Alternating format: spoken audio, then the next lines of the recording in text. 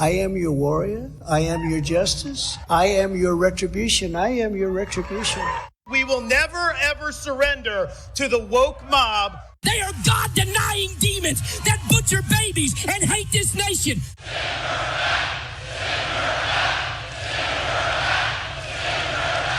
They support grooming children. I'm just an average American. What's going to become of us real Americans? They're coming after you next. Period. Full stop. Hi, everyone. It's Darren.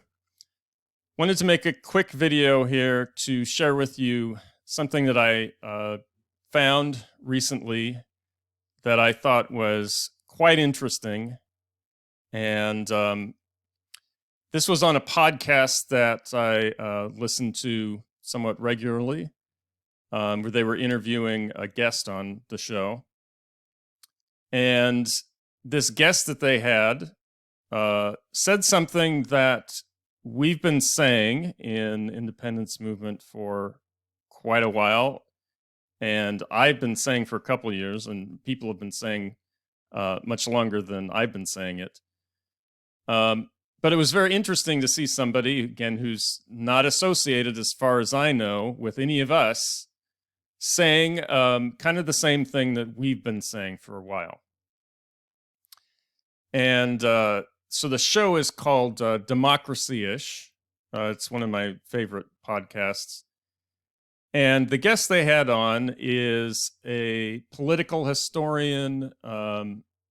He has degrees in history and ethics, but he's also a medical doctor and psychiatrist, or has worked as a psychiatrist in the past. So he has a really kind of varied background of history and politics and medicine and psychiatry. But he was talking about democracy and the state of what's happening in America. And they asked him some questions about, where do you think things stand? What direction could things go? What do you think we should do?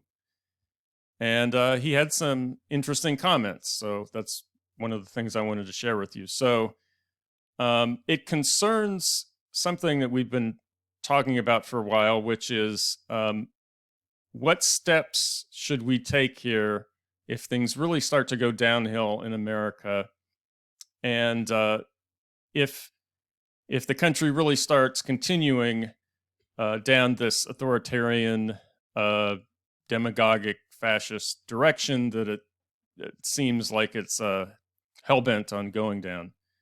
So let me bring up the webpage of this guy so you can see it has his picture and everything, and a little bit about him. And then I'm going to go to the show itself. So the name of this guy is Eli Merritt. He's a political historian at Vanderbilt University. This page says that he researches the ethics of democracy, interface of demagogues and democracy, and founding principles of the United States. He has a Substack newsletter, BA in history, MA in ethics, MD, psychiatry residence at Stanford. So obviously, a very serious person, as an academic.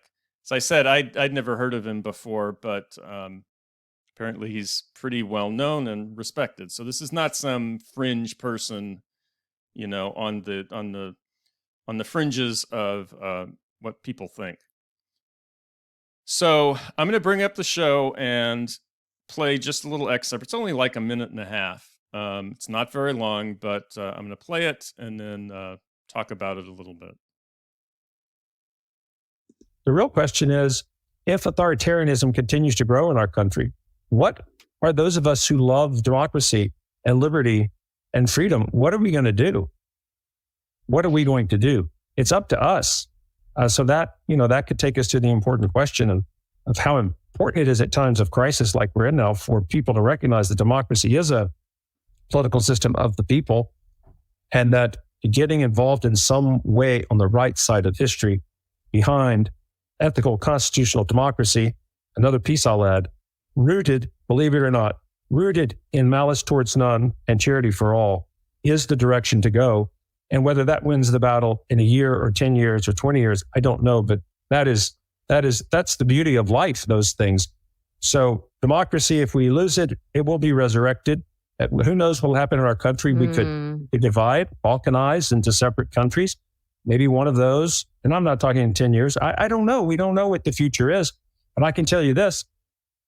If January 6th had been worse, or if we have another thing like January 6th, where the military is involved, and we have the installation of an arbitrary government, what are we going to do? Cry about it? No. Eventually, what's going to happen is we're going to work for years and years and years, like during the American Revolution, to try and resolve this through civil disobedience and international intervention. And if that doesn't work, some of us are going to have to break away and try and start a new democracy, maybe California and other. This sounds fantasy, and I'm not encouraging it, but it's just a fact. John Locke has taught us. We started with the principles of John Locke saying, if there's arbitrary government, you have a right of revolution. And again, that can be nonviolent revolution, peaceful revolution. But at some point, if there is the installation of an arbitrary government in our country, we can either just sit back and say, well, I've lost my liberties and freedoms, but it's not the end of the world. Or we can decide, nope, we're going to fight this. Okay, so there's a lot to unpack there. So first of all, he says, we should be on the right side of history. We should be fighting for democracy. So that's kind of obvious stuff. But then he makes these comments about what are the options if you find yourself living under arbitrary government. So I think what he means by that is, I would take it to mean government not of your consent, arbitrarily imposed. So he talks about, if the military had gotten more involved in January 6th, if the coup attempt had been more successful or had been completely successful,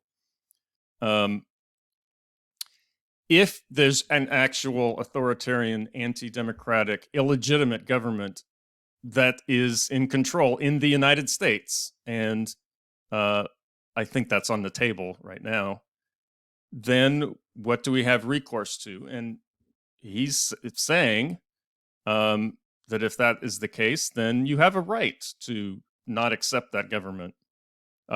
He said, what are you going to do? Just sit there? And this is exactly what I was saying when I was kind of yelling at Anna Kasparian and Cenk Uygur and these people saying, what are you going to do? How bad does it have to get before you consider thinking about these kind of things? And that's basically what he's saying. He's saying, when the going gets really bad, are you just going to sit there and take it? Are you just going to sit there and just throw your hands up and say, well, okay, I guess there's nothing I can do. We're just going to have to accept living under, this regime where we've lost all our freedoms and liberties, and it's just not a democracy. That's it. We just give up. And he's saying, no, there's other options. And I thought it was really interesting too, that he didn't just say, he said the country could break up for one thing. And then he said that it might be necessary for certain parts of the country to break away from an illegitimate or arbitrary government in order to save democracy. This is exactly what we've been saying in California independence movement for a long time. The only difference, I think, between us and other people, even him, but especially most other people, is we just feel that we've reached this point sooner. We just feel that we've already reached this point. Some people seem to have a really, they seem to have a point that's, they're really willing to extend this for a long time and willing to put up with a lot more before they're willing to consider this. Whereas we're just saying, it's bad enough right now. And so that's what I thought was interesting. Also, you notice he mentioned one state. He only mentioned one state when he was considering, like, what is the actual possibility of how this could actually happen. He mentioned California. And I don't think that's, I don't think that's just a coincidence. I mean, he happens to live in California. He's originally, I think, from, I want to say Tennessee or Kentucky. I don't remember. But he lives in California and teaches here right now. But I don't think it's a coincidence he mentioned California, because if there's any state in the union that's going to be, some breakaway state that's going to be breaking away to save democracy, I think it's going to be California. So I just thought this was interesting to share, that there's somebody who is completely not related to me or anyone else that talks about independence of California or secession or anything like that, saying a lot of the same things that we've been saying for a long time. And I just thought it was really interesting. So if you want to listen to the whole episode is really interesting as well. It's just a little over a half hour. It's on Democracy-ish is the name of the podcast, with Danielle Moody and Wajahat Ali. It's a really good show, and you can listen to it or just listen to this one episode if you want to find out more about this guy. So that's all. I just wanted to share this and give you something to think about here. So until next time.